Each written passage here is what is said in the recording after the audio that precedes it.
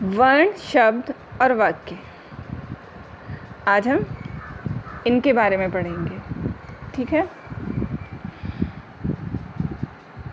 तो शुरू करते हैं हम। भाषा के 3 खंड या इकाइयाँ हैं, ठीक है। भाषा के 3 खंड या इकाइयाँ हैं और वाक्य भाषा की सबसे बड़ी इकाई है। मतलब सीधा सीधा है कि वर्ण सबसे छोटी, उसके बाद शब्द आता है और उसके बाद वाक्य आता है, ठीक है। तो सबसे छोटी इकाई वर्ण है, उसके बाद शब्द आता है और फिर वाक्य। वर्ण क ख ग घ, ठीक है। शब्द अब क से कल, कल, दैनिक, जो भी हम शब्द बनाएंगे। और वाक्य कि वह घर जा रहा है, अपना पूरा एक सेंटेंस कंप्लीट कर देंगे, ठीक है। तो ये होते हैं आपके वर्ण, शब्द और वाक्य, ठीक है। वाक्य कई शब्दों से बनता है, अतः शब्द जो होता है वो भाषा की दूसरी इकाई है। अब शब्द भी कई वर्णों की, सबसे छोटी इकाई कौन सी है हमारी? ध्वनि, ठीक है।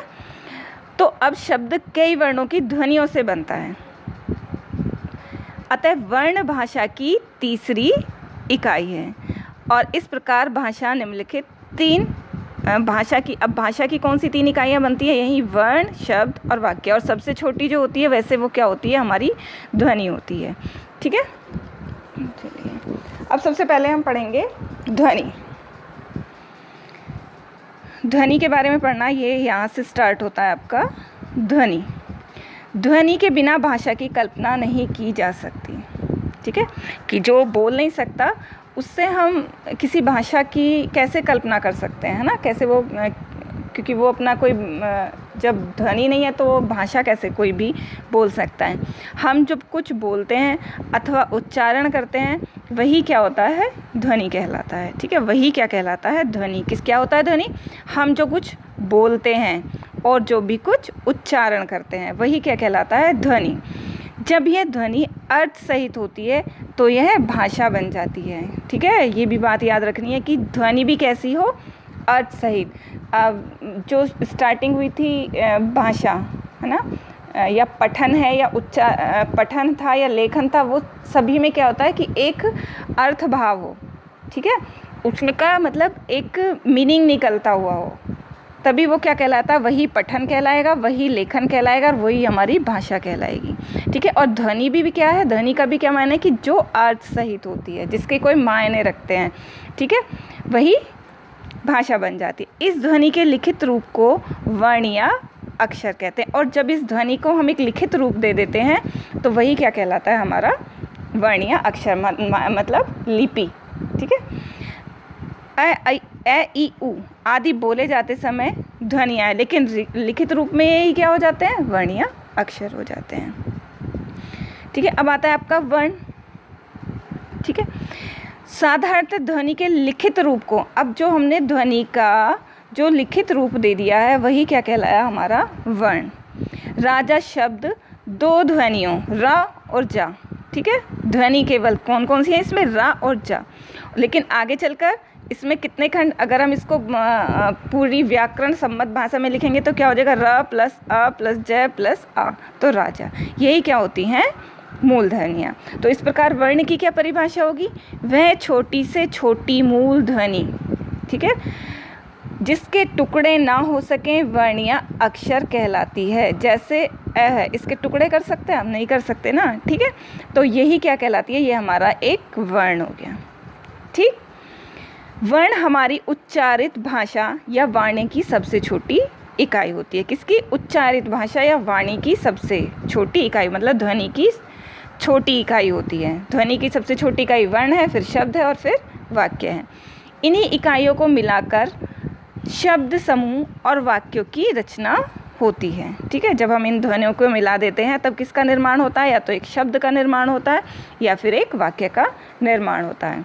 स्पष्ट है कि वर्ण और उच्चारण का बड़ा गहरा संबंध है, एक को दूसरे से अलग नहीं किया जा सकता। और मूलतः हिंदी में 52 वर्ण हैं और वर्णों के उच्चारण समूह को क्या कहते हैं? वर्णमाला कहते हैं, ठीक। इसमें हमने क्या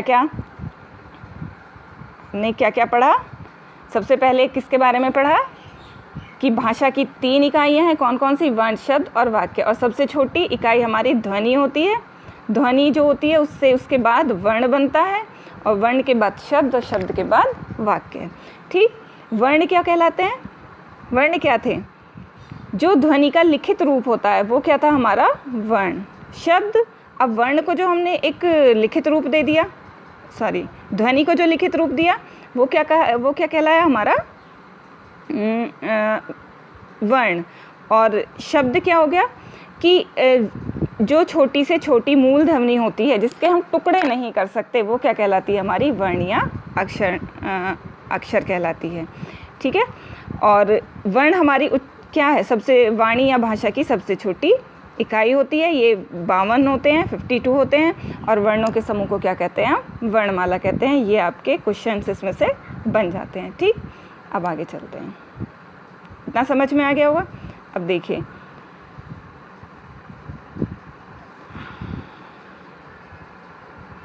सबसे पहले आते हैं, अब जो हमारी वर्णमाला है, वर्णमाला, उसको भी कितने भागों में डिवाइडेड किया गया है?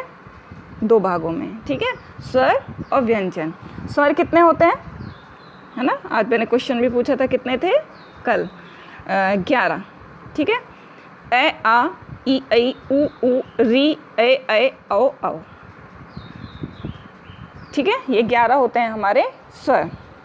और स्वर भी इसमें नहीं दिया हुआ है, चल 1 मिनट।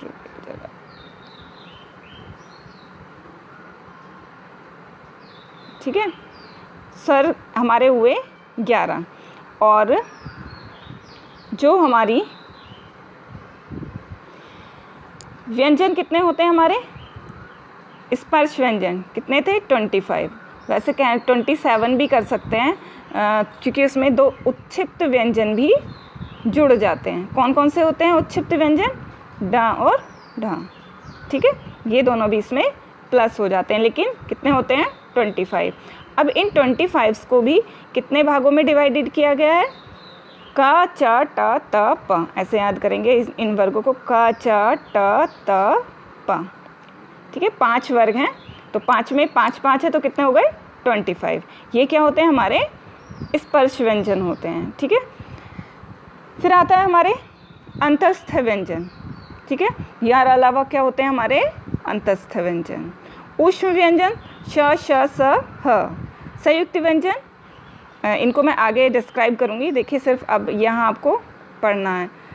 ठीक है, जो ये द्विगुणु या उत्क्षिप्त व्यंजन। ठीक है, जो अनुस्वार होते हैं, अनुनासिक और अनुस्वार जो होते हैं, और एक विसर्ग होता है इनमें। इनका टोटल डिस्क्रिप्शन हम आगे देंगे। ठीक है, चलिए अब यहाँ ये देखिए, वर्ण जो होते हैं 2 प्रकार के होते हैं, एक स्वर हुआ और व्यंजन। ठीक है, अब स्वर किन्हें कहते हैं? सबसे पहले आता है स्वर। स्वतंत्र रूप से बोले जाने वाले या जिन वर्णों को बोलते समय किसी अन्य वर्ण की सहायता नहीं लेनी पड़ती, वो कहलाते हैं स्वर। ठीक है, जो इनमें हम किसी अन्य की सहायता नहीं लेते हैं, जो हमारे 11 स्वर हैं। तो इसलिए जो स्वतंत्र रूप से बोले जाते हैं और जिन वर्णों को बोलते समय हमें किसी अन्य वर्ण की सहायता नहीं लेनी पड़ती, वही क्या कहलाते हैं? हमारे स्वर कहलाते हैं। जैसे ए, आ, ई, ऐ। ठीक है, उ, औ, री, ए, ऐ, औ, औ। ठीक, स्वर। अब देखिए फिर स्वर है, स्वर भी कितने प्रकार के होते हैं? स्वर भी 3 प्रकार के होते हैं। कौन कौन से? पहले आते हैं आपके हर्ष स्वर। ठीक है, दूसरे आते हैं आपके दीर्घ स्वर, और लास्ट आते हैं आपके प्लूत स्वर। ठीक है, हर्ष स्वर। हर्ष स्वर किन्हें कहते हैं? हर्ष स्वर वे स्वर जिन्हें बोलने में सबसे कम समय लगे, वे होते हैं हमारे हर्ष स्वर। और कितने होते हैं ये? 4 होते हैं, ए, ई, उ, री। ठीक,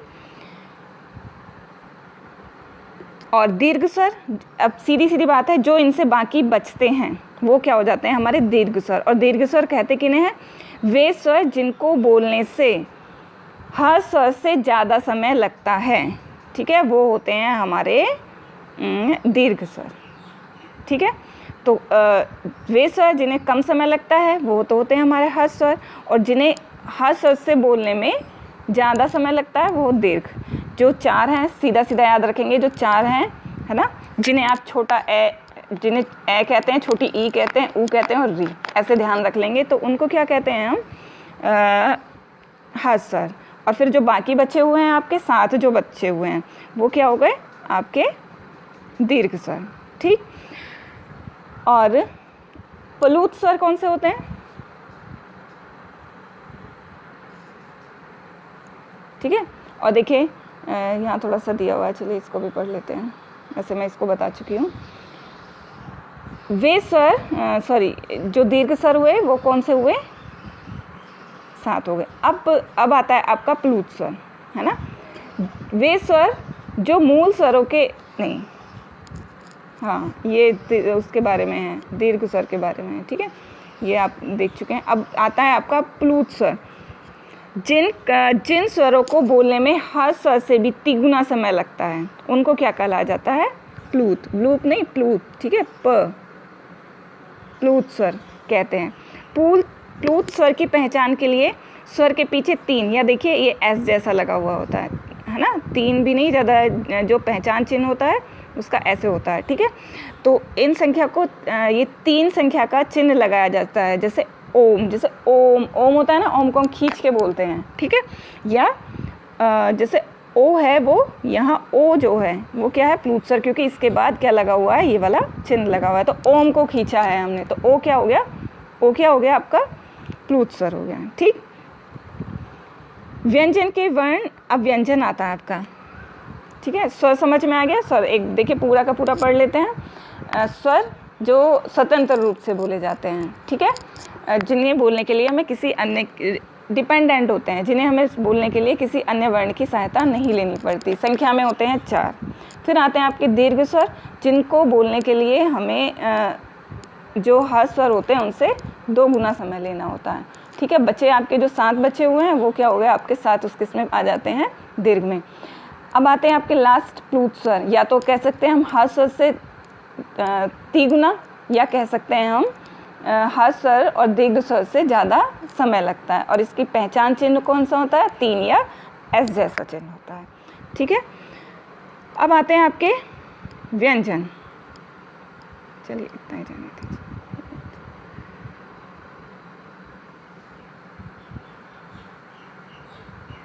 व्यंजन, ठीक है, व्यंजन वे वर्ण होते हैं जिनका उच्चारण स्वर की सहायता से होता है। ठीक है, जैसे हम लिखते हैं ना, जैसे लिखते हैं हम क, हाँ, तो इसका उच्चारण कैसे करते हैं? क, कै बोलते हैं ना, कै गलत उच्चारण होता है, कै प्लस ए, तो बराबर होता है हमारा क। ठीक है, तो जिनका उच्चारण स्वर की सहायता से होता है, और प्रत्येक व्यंजन के उच्चारण में ए की ध्वनि छिपी होती है, और ए के बिना व्यंजन का उच्चारण संभव नहीं है। जैसे क ख है तो दोनों में क्या जुड़ा हुआ है? हमारा ए जुड़ा हुआ है। व्यंजन वह ध्वनि है जिसके उच्चारण में भीतर से आई हुई वायु मुख में कहीं ना कहीं किसी न किसी रूप में बाधित होती है। ठीक है, स्वर में वर्ण स्वतंत्र है ना, और व्यंजन वर्ण स्वर पर आश्रित होते हैं। और हिंदी में व्यंजन वर्णों की संख्या है 33, और इनकी श्रेणियां भी दी हुई हैं, है ना। कौन कौन से होते हैं? स्पर्श, अंतस्थ, ऊष्म। ठीक, अब देखिए स्पर्श व्यंजन को देखते हैं, क्या होते हैं आपके स्पर्श व्यंजन। एक और मैं आपसे बताना चाहूँगी कि जो हिंदी का है, ये आपका अधिगम स्तर पर भाषा का पठन है ना, पहले हम इसको कंप्लीट कर लेते हैं। ठीक है, और इसके बाद में जो आपका हिंदी है उसको स्टार्ट कर दूँगी, हिंदी के लेक्चर। ठीक है, स्पर्श का अर्थ क्या होता है? छूना। ठीक है, जिन व्यंजनों का उच्चारण करते समय जीभ को कंठ, तालु, मूर्धा आदि को स्पर्श करना पड़ता है, इन्हें स्पर्श व्यंजन कहते हैं। इनकी संख्या 25 होती है, अर्थात क से म तक स्पर्श व्यंजन है।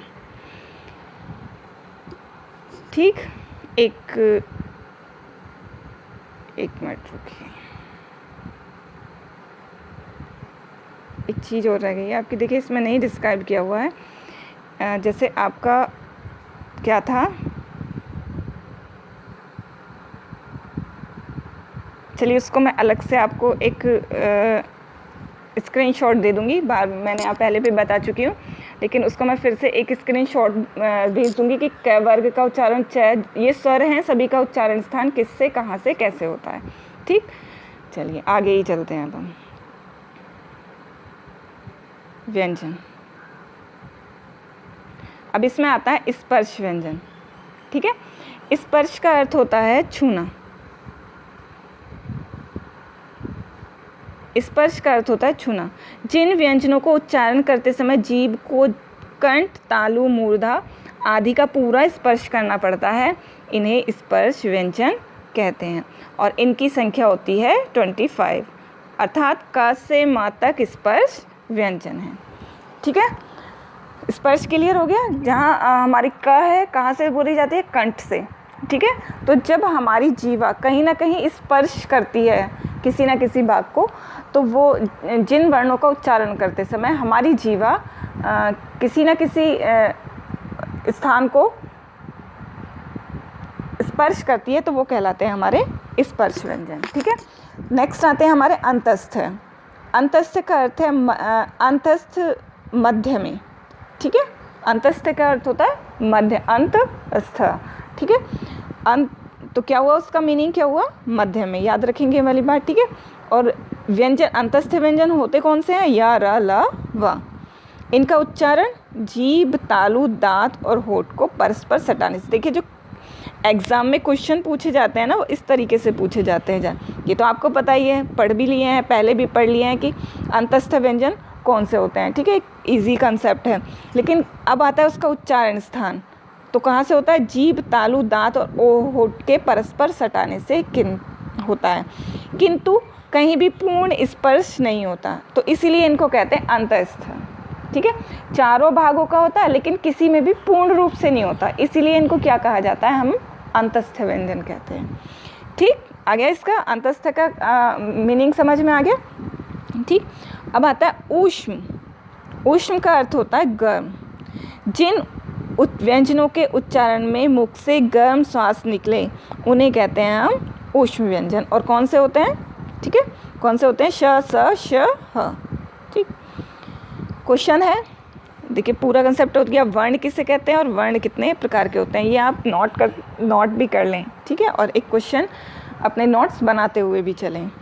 फिर आता है, अब वर्ण आपका क्लियर है, वर्णमाला भी पता है क्या हो गया, स्वर क्या होते हैं, व्यंजन क्या होते हैं, स्वर कितने प्रकार के होते हैं, व्यंजन कितने प्रकार के होते हैं। ठीक है, ये सब आपको क्लियर है। अब आप आगे देखिए। अब आते हैं आपका शब्द। ठीक, अब शब्द क्या होता है?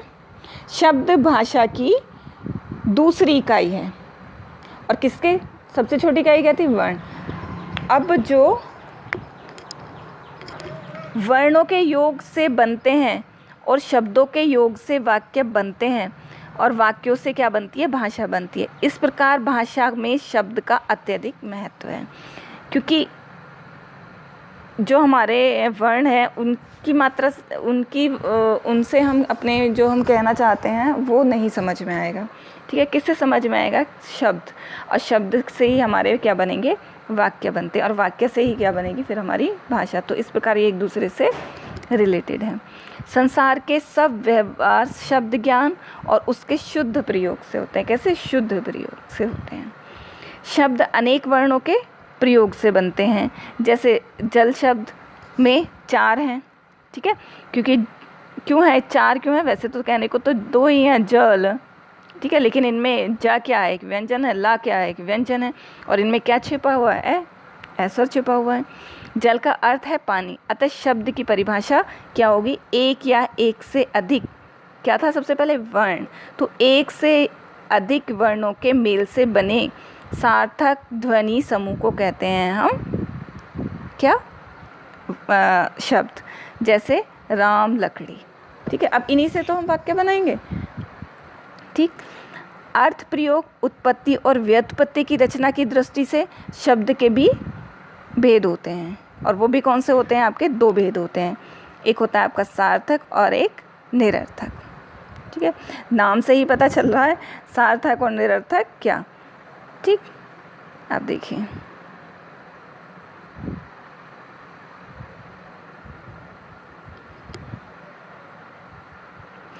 जिस वर्ण समूह का स्पष्ट रूप से कोई अर्थ निकले तो वो क्या हो गए? आपके सार्थक हो गए।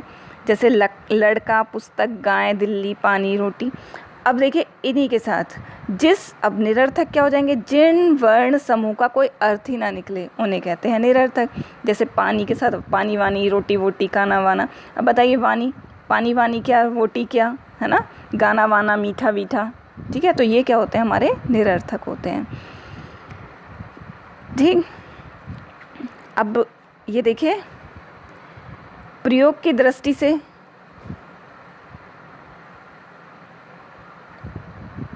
अब ये पहले किसकी दृष्टि से थे हमारा?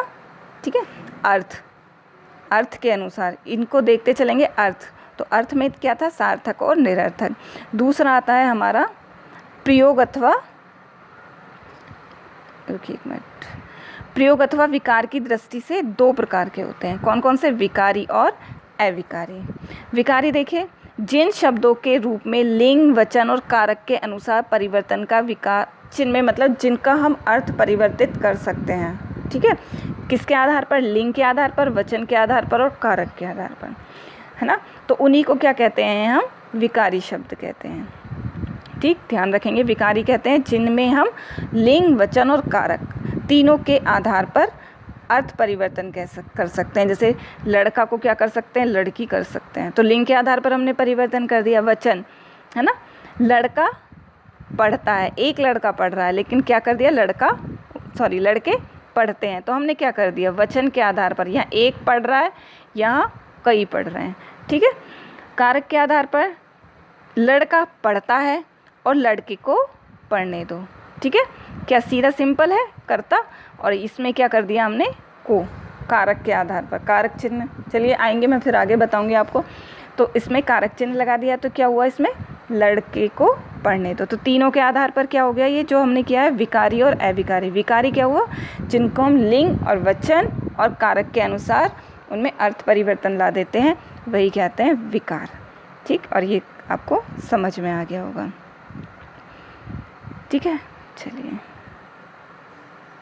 और आगे का कंसेप्ट मैं फिर समझाती हूँ, आप पहले इतना ही पढ़िए।